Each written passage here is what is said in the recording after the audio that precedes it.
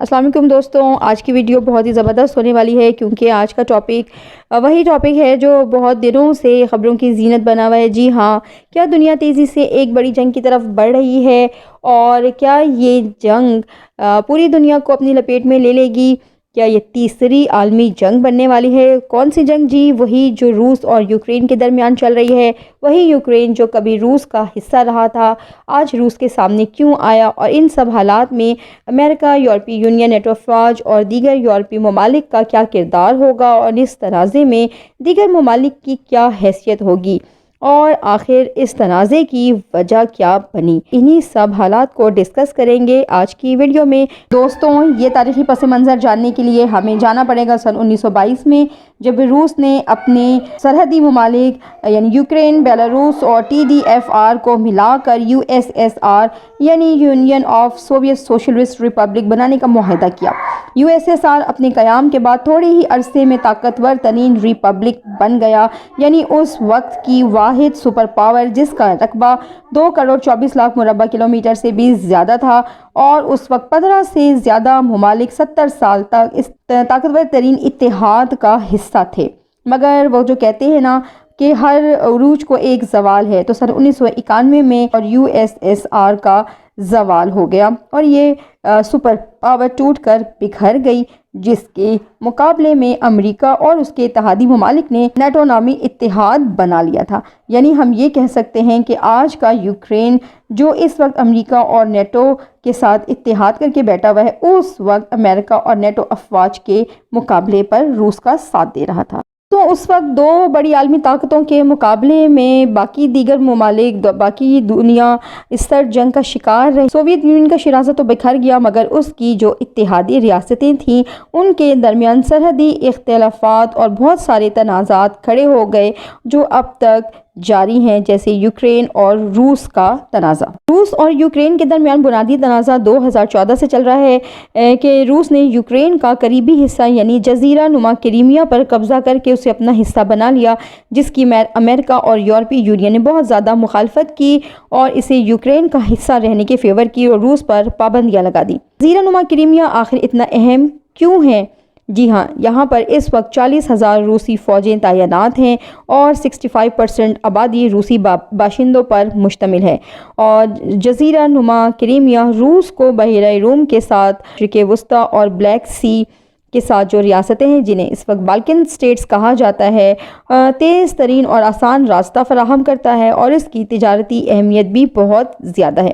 روس کا خدشہ یہ ہے کہ یورپی یونین اور نیٹو فورسز یوکرین میں اپنے اڈے بنا کر بحیرہ اسود میں کریمیا کی بندرگاہ پر اس کی رسائی روک سکتے ہیں اور اس کی تجارتی راستے بھی بند کر سکتے ہیں۔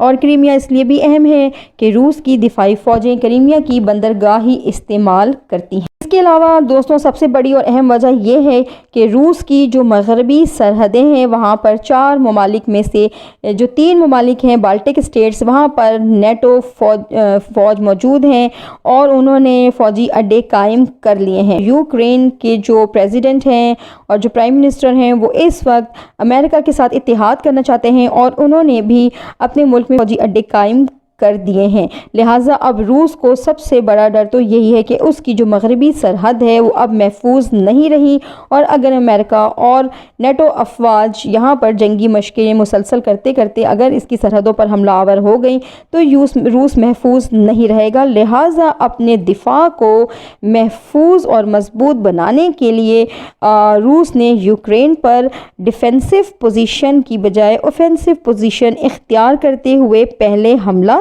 کر دیا۔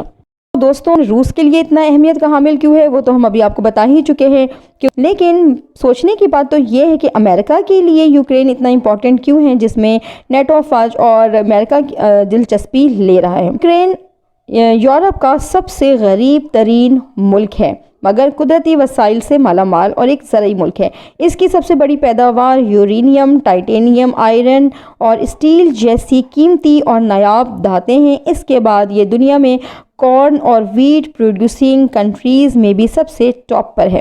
رقبے کے لحاظ سے دوسرا بڑا ملک اور آبادی کے لحاظ سے 8واں بڑا ملک ہے۔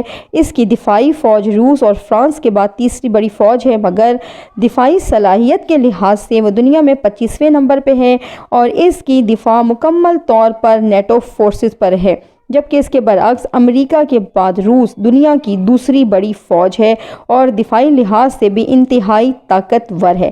یعنی یوکرین تنے تنہا روس سے ہرگز مقابلہ نہیں کر سکتا۔ اب روس یوکرین پر حملہ اس لیے کر رہا ہے کہ وہ اپنی تمام سرحدوں کو مضبوط اور دشمنوں سے محفوظ کرنا چاہتا ہے، اور جہاں پر نیٹو افواج موجود ہیں تو آپ سب جانتے ہی ہیں اس کا مطلب ہے امریکہ کی اجارہ داری اور قبضہ۔ اب دوستو سب کے ذہنوں میں سوال تو یہ ہے کہ کیا یہ تھرڈ ورلڈ وار کا آغاز ہے؟ کیا یہ تیسری عالمی جنگ ہے؟ تو جواب یہ ہے کہ فی الحال نہیں۔ عالمی جنگ اسی صورت میں ہوگی جب بڑی بڑی اور طاقتور عالمی قوتیں باقاعدہ اور براہ راست جنگ میں ملوث ہو جائیں گی، اپنی فوجیں میدان میں اتار دیں گی، اور بظاہر ایسا ہوتا نظر نہیں آ رہا، کیونکہ اگر طاقتور عالمی قوتیں براہ راست ایک دوسرے کے آمنے سامنے آ گئیں تو سب سے زیادہ نقصان معاشی، معاشرتی، اقتصادی اور سیاسی انہی کنٹریز کو ہوگا جو براہ راست ایک دوسرے کے سامنے ہوں گی، اور اس سے انہیں ڈر یہ ہوتا ہے کہ کہیں ان کے سپر پاور کا سٹیٹس نہ ٹوٹ جائے، جیسے کہ ورلڈ وار 1 اور ورلڈ وار 2 میں ہو چکا ہے۔ اس وقت کی جو سپر پاورز تھی وہ براہ راست ایک دوسرے کے مقابلے میں جنگ پر آئیں اور ان کا اتنا زیادہ جانی، مالی اور نقصان ہوا جنہیں اسٹیبل ہونے میں بہت سال لگ گئے۔ لہٰذا اس وقت جو جنگ ہوگی وہ براہ راست نہیں ہوگی، سائبر حملے جاری رکھ کر ایک دوسرے کے اوپر پابندیاں لگا کر اس جنگ کو روکنے کی کوشش کریں گے۔ امید کرتی ہوں کہ آج کی معلوماتی ویڈیو آپ کو پسند آئی ہوگی، اپنی رائے سے آگاہ کر دیجئے گا۔ نیکسٹ ویڈیو تک کے لیے مجھے اجازت دیجئے، اللہ حافظ۔